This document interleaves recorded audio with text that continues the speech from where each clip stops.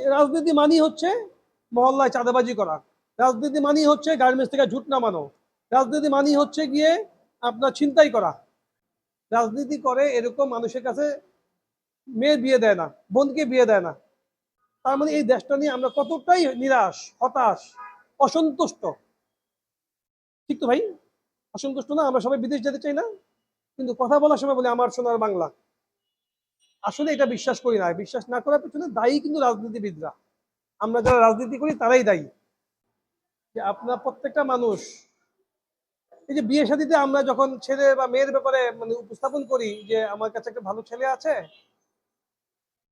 একটা মেয়ে খুঁজতেছি, তখন কি বলি? আমরা কি ওই ছেলের বদনাম করি, মেয়ের বদনাম করি? যেই পক্ষের কথা বলি সে খুব ভালো ভালো কথা বলি। তার মানে হচ্ছে যে আমরা আমাদের দলের ব্যাপারে খুব ভালো ভালো কথাই বলবো। এটাই স্বাভাবিক।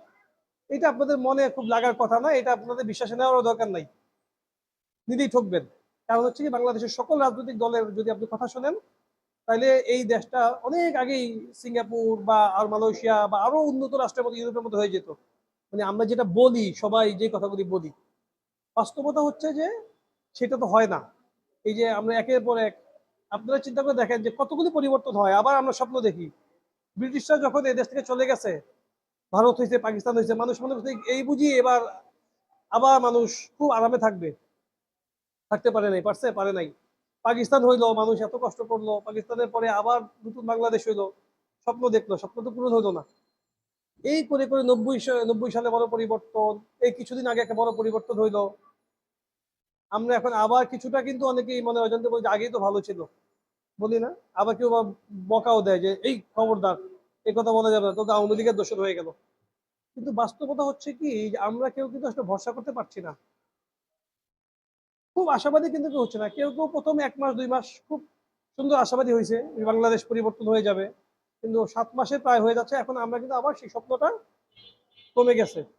এখন ফেসবুকে আমরা নানান রকমের বিশৃঙ্খলা দেখছি, চাঁদাবাজি, ছিনতাই, ডাকাতি। হয়তো আমরা ভদ্রতা করে অনেকে বলি না যে ঠিক হয়ে যাবে মনে করে।